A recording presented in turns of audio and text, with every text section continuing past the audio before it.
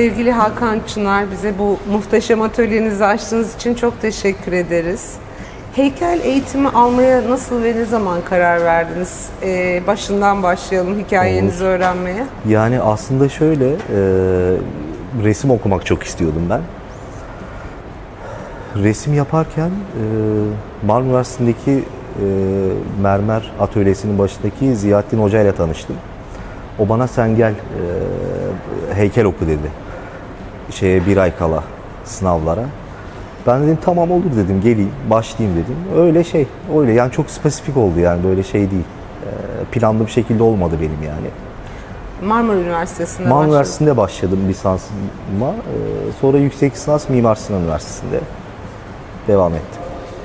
Yontmak, oymak, yaratı, dirayet, sertlik gibi kelimeler bütünü sizin için ne ifade ediyor? Yani yontmak daha çok böyle bir şeyleri böyle ortaya çıkartmak, eksiltmek. Benim şeyime çok daha uygun, pratiğime daha iyi şey geliyor. Yani bir şeyleri eklemektense yontmayı daha çok tercih ediyorum. Bir de şöyle bir şey var yani aslında siz buna karar vermiyorsunuz.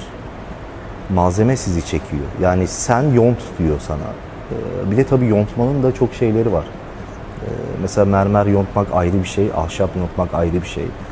Çünkü mermer binlerce yıllarda oluşan bir materyal. Sizi mesela yontarken uyutabilir mermer.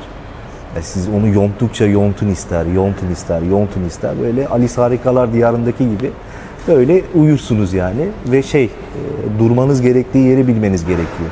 O yüzden bunu bir uzun bir süreç olarak biz nitelendiriyoruz. Bu hikayeyi yani. Heykel çalışmalarınızda daha çok mermer kullanmayı seviyorsunuz ama son birkaç yıldır ahşap heykelleriniz de çok gönüllü olmaya başladı. Malzeme tercihleriniz konusunda neler söyleyebilirsiniz? 2018 yılında Saz Sanat'ın organize ettiği alüminyum heykel yarışmasında da birinci olmuştunuz. Aslında isterseniz birçok malzemeyle çalışabiliyorsunuz. Ama sizin için mermeri yeri ayrı sanırım. Az önceki konuşmamızda da beton evet, betonda sürpriz gelecek. oldu. Üçüncü malzeme olarak betonu tercih etmeye başladım. Şimdi mermer tercih ettiğim, dediğim gibi malzemenin sizi çağırma gibi bir durum var. Ahşaba bulaşmamın sebebi aslında mermerde yapamayacağım, deneyemeyeceğim ya da bana sağlayamayacağı alanlarda ahşap kullanmayı tercih ettim. Onda da şöyle bir zevkim ortaya çıktı. Hep resim istediğim, böyle boya denemeyi çok sevdiğim için ahşaplarda da boyamaya başladım. O da başka bir kapı açtı bana. Daha farklı bir, daha ekspresif şeyler yapmama sağladı. Şimdi betonu kullanıyorum çünkü beton kullanmaya başladım. Daha büyük şeyler, projeler yapmak için bunu deneyeceğim. Bronzu falan çok tercih etmedim. Sebebi yani sizin dışınızda, yani atölyenin dışında bir şey yapılmasını ben istemiyorum. Çünkü böyle her şeyi yapmam lazım. Yani benim müdahale olmam lazım, kontrol etmem gerekiyor. Aynı titizlikte devam etmem gerekiyor. Onun için burada yapabileceğim her şeyi burada deniyorum yani. Bir de bazı bir iki malzemeyi birleştirmeyi çok istiyorum ben. Bunu mesela mermer ve ahşapta iki yontu malzemesini bir araya getirmek çok mantıklı gelmedi. Çok esprisi olan bir şey gibi gelmedi bana. Şimdi bunu betonla deneyeceğim. Yani mermerle beton çok yakın geliyor. Bir sonraki sergide de böyle bir sürpriz yapacağız gibi geliyor, bakalım yani. O zaman sabırsızlıkla bekleyeceğiz sonuçları. 2019 yılında Taner Ceylan'ın organize ettiği Olimpos sergilerinin birincisi olan portre serginizdeki çalışmanızda çok güzel övgüler almıştı. Hatta Taner Ceylan sizin için Rodin gibi heykel yapan biri var bu şehirde demişti. Taner Ceylan'ın bu yorumu hakkında siz ne söylemek istersiniz? Yani Taner abi sağ olsun çok iyi destekleri oldu. Bence Türkiye'nin eksikliğinden kaynaklanıyor bu. Yani benim ön plana çıkmam diye düşünüyorum. Yani ben böyle Rodin gibi heykel yapacak biri değilim ama Türkiye'de çok fazla örnek olmadığı için biz ön plana çıktık gibi geldi yani. O tabii çok daha duygusal yaklaşıyor, yapıyor. Belki de bazen de mütevazi olmamak gerekiyor. Olabilir, evet. Bilemiyorum yani, o kendi şeyi. Peki Rodin deyince sizin aklınıza ne geliyor bir Ya anda? ben Rodin deyince modern çağın başlangıcı geliyor aklıma. Yani çünkü ilk defa onda şeyi fark etmiştim ben. Anatomiksel bütünlükten çok heykelsi bütün. Yani heykelin kendi başına bir şey olduğunu ilk defa onda gördüm yani. Yani bir figürün kolu olamaz, bacağı olmadan da heykel olabilir yani. Bu çok önemli bir şey. Çünkü sadece ona ışık, gölge ve duygu olarak bakmamız gerekiyor. Form olarak bakmamız gerekiyor. O yüzden bütün en büyük kırılma noktası heykelde Rodin. Benim için sadece onu ifade ediyor yani. Peki. 2021 yılında ise ilk kişisel serginiz Otoportre'de Zilforis Karaköy'de yer almıştı. Kendinizi, bedeninizi inceleme, kendinizle yüzleşme motivasyonunuzla yarattığınız 5 büstlük enstalasyonda çok ilgi uyandırmıştı. Bu sergi sizin sanatsal yaklaşımınız, heykele bakış açınız hakkında neler anlatıyordu? Şimdi şöyle, orada bir kere şeyi çok düşündüm. Yani otoportre, bir kere kendimle olan bir derdim var her zaman. Bir de otoportre yüzyıllar boyunca bütün sanatçılar tarafından herkes denemiştir yani. Bir kendinle bir şeydir, bir çıtadır yani. Hem ona bir gönderme olsun istedim. Hem de şöyle bir şey düşündüm orada ben.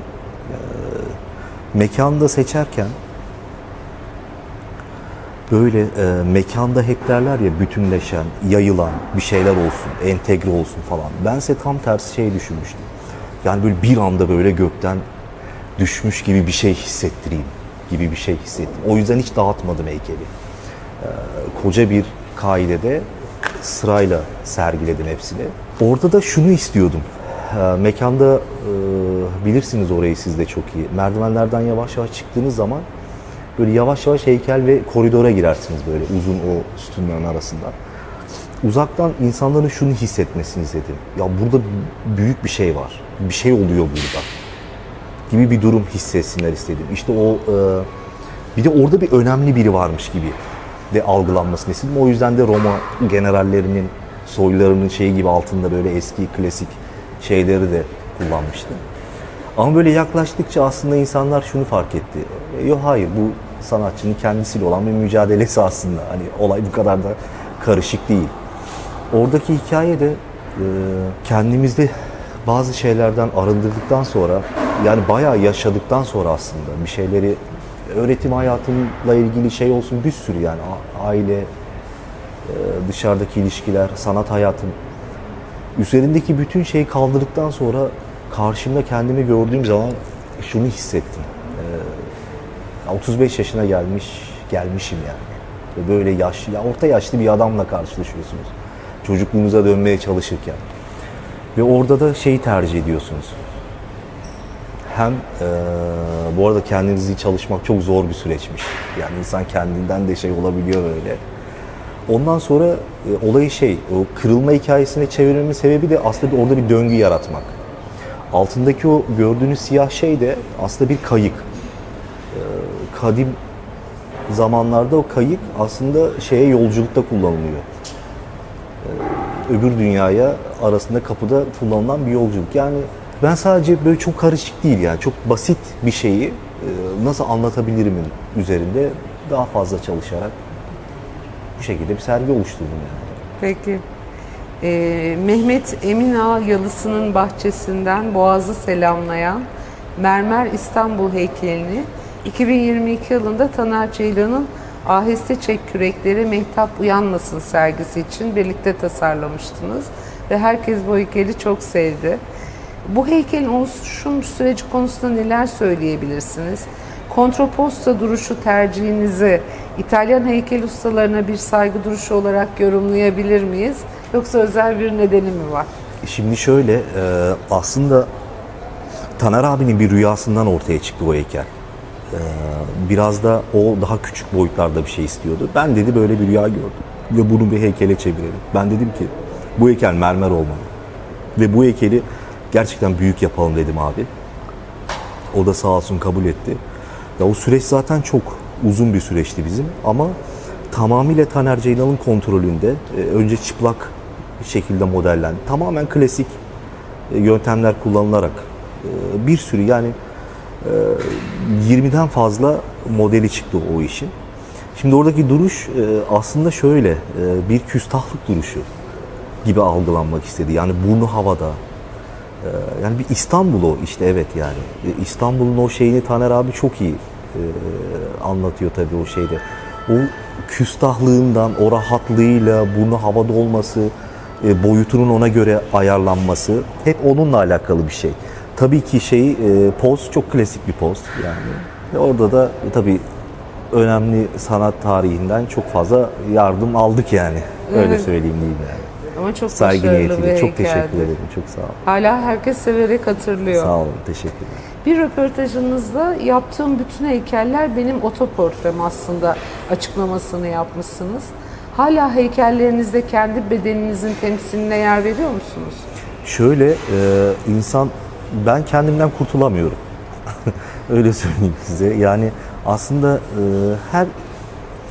hep çıta kendim gibi düşünüyorum. Yani bir sonraki yaptığım şey daha iyi olsun, daha iyi olsun. Aslında hep kendimle uğraşıyorum. Kendimi dürtüyorum.